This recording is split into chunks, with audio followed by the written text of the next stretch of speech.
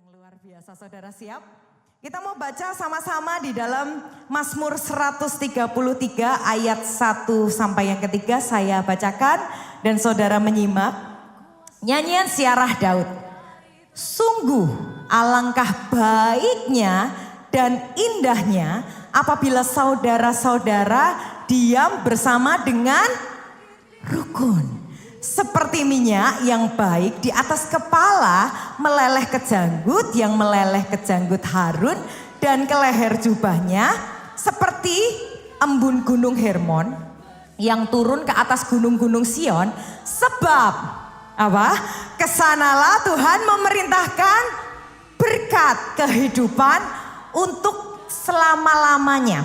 Dari ayat yang kita baca, kita belajar bahwa kesatuan itu sama seperti minyak. Ketika ada kesatuan di tengah keluarga, itu seperti minyak. Dan minyak itu karakteristiknya Pak, itu akan selalu ngalir terus. Jadi kalau sudah kena minyak di kepala, dia tidak akan berhenti sampai kepala. Dia akan turun sampai ke rambut, turun sampai ke leher, ke jubahnya dan semuanya kena. Karakter minyak dia nggak akan berhenti, nggak akan diam, minyak itu mengalir. Dan ketika ada kesatuan di dalam keluarga, berkat itu juga mengalir. Dan ketika berkat sudah mengalir, mengalirnya mungkin cuma di satu orang. Tapi minyak itu gak berhenti. Dia terus mengalir ke orang berikutnya, ke orang berikutnya. Satu keluarga diberkati. Satu orang di dalam keluarga diberkati. Satu keluarga diberkati. Dan begitulah cara berkat Tuhan itu kerja. Minyak itu akan mengalir dan dia tidak akan tinggal di tempat yang penuh konflik. Jadi kalau penuh konflik, minyak itu kayak ada yang ketahan gitu loh. Minyak itu ada yang ketahan sehingga berkat itu berhenti. Kayak keblok, tapi ketika ada kesatuan, minyak itu akan mengalir terus semakin deras. Saudara mungkin berkata, itu kan teori Ji. Itu kan teori, tapi kalau saudara renungkan, contoh di dalam kantor. Ada tim-tim di dalam kantor, kalau anggota timnya solid.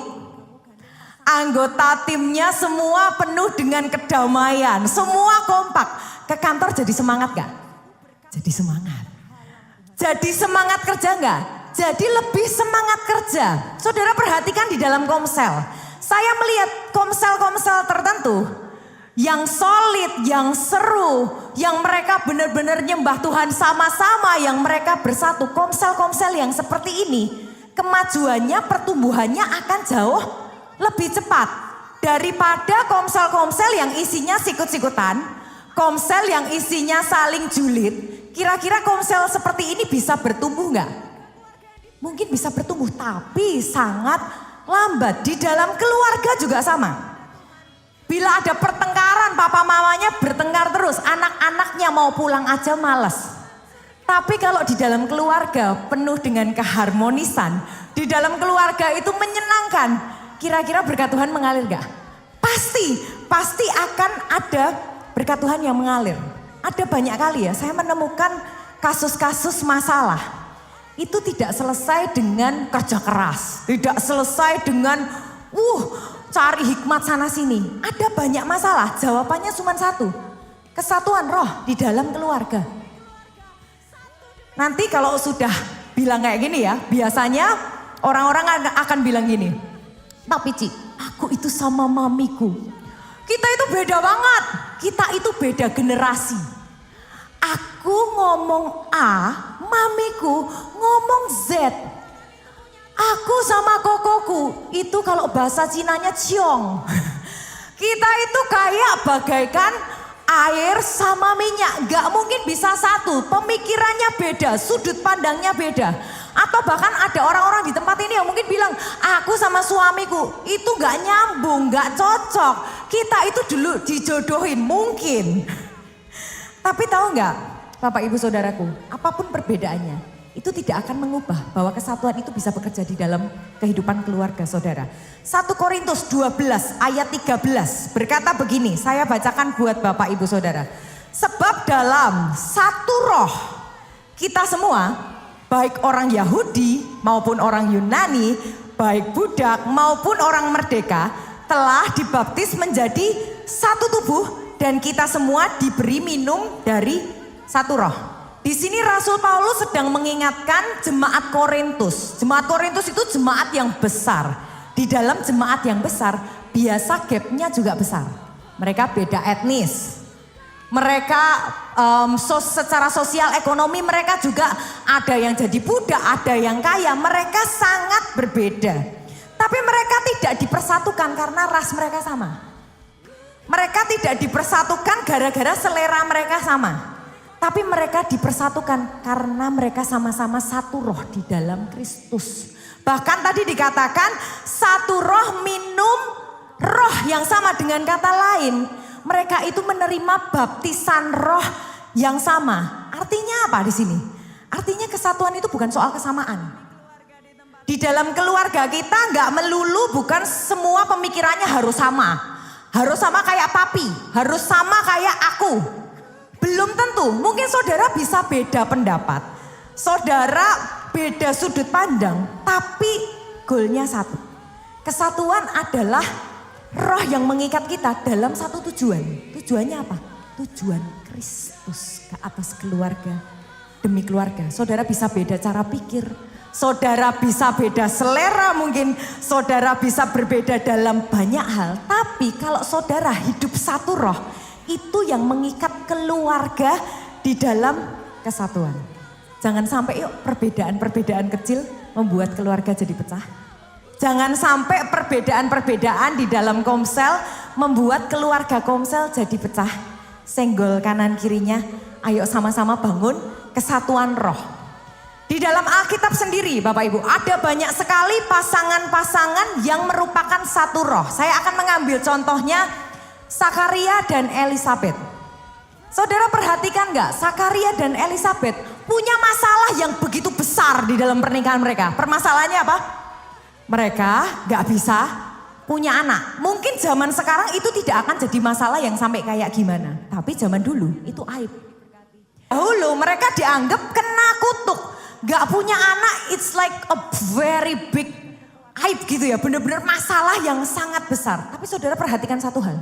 Sampai di masa tua sekalipun, Sakaria dan Elisabet, mereka tetap melayani loh. Bayangin gak kalau mereka gak satu roh. Sakaria lagi terus berdoa sambil melayani Tuhan, tiba-tiba capek. Aku capek. Aku sudah melayani Tuhan. Aku sudah doa, aku sudah beriman. Tapi mana babynya?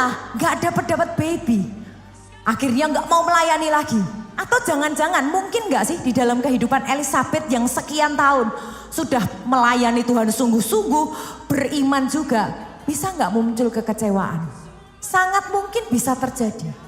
Tapi karena, dan ketika apa yang akan terjadi ketika roh itu gak satu? Mereka gak bisa jalan sama-sama. Mereka tarik-menarik.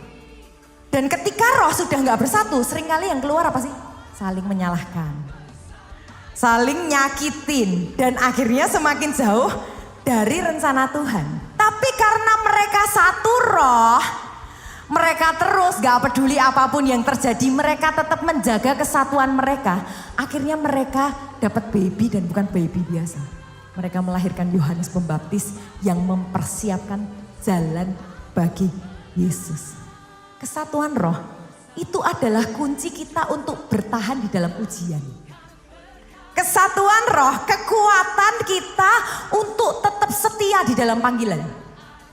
Ketika ada kesatuan roh di dalam keluarga, itu adalah jalan bagi Tuhan untuk mencurahkan mujizatnya ke atas keluarga demi keluarga, demi keluarga, demi keluarga. Biarlah itu yang terjadi ke atas keluargamu, keluargamu, keluargamu, keluargamu. Jadi di dalam nama Tuhan Yesus. Sekarang kalau tadi pasangan yang satu roh, pasangan yang gak satu roh itu kayak gimana sih? Di dalam Alkitab ada banyak sekali contoh. Dan saya akan mengambil contoh Salomo. Saudara ingat Salomo? Salomo adalah raja yang luar biasa. Dia memulai dengan roh yang menyala-nyala, yang mau mati-matian buat Tuhan, yang ngasih dengan segenap hatinya buat Tuhan. Dia adalah orang yang diurapi, orang yang berhikmat. Tapi kita lihat apa yang terjadi di akhir kehidupan Salomo. Kita baca sama-sama 1 Raja-Raja 11 ayat 3 sampai yang keempat. Saya bacakan buat Bapak Ibu Saudara. Ia mempunyai, tolong bapak-bapak jangan ditiru, istri dan dari kaum bangsawan dan 300 gundik. Istri-istrinya itu menarik hatinya daripada Tuhan. Sebab pada waktu Salomo sudah tua, istri-istrinya itu mencondongkan hatinya kepada allah-allah lain. Sehingga ia tidak dengan sepenuh hati berpaut kepada Tuhan Allahnya seperti Daud ayahnya. Saudara bisa ngebayangin gak? Salomo ini tadinya memulai dengan luar biasa. Dia membangun bait Allah dengan luar biasa. Dia membangun kerajaannya dengan luar biasa. Tapi kok bisa? Endingnya justru dia menjauh dari Tuhan. Endingnya dia hancur. Bukankah dia orang yang paling pintar? Bukankah dia sudah ngeliat kemuliaan Tuhan? Bukankah Tuhan itu yang ngomong langsung sama dia, membawa kerajaannya jadi besar? Tapi kok bisa Salomo yang seperti ini akhirnya menjauh daripada Tuhan? Jawabannya sederhana. Soalnya Salomo itu tidak membangun kesatuan roh di dalam keluarganya. Istri-istrinya tidak seiman. Istri-istrinya tidak satu roh. Dan akhirnya Salomo terseret semakin jauh. Ada banyak orang masih suka cerita gitu ya, beberapa tanya sama saya, Cik, saya ketemu cowok yang nice. Mukanya, aku suka, my type gitu ya. Orangnya baik banget Cik.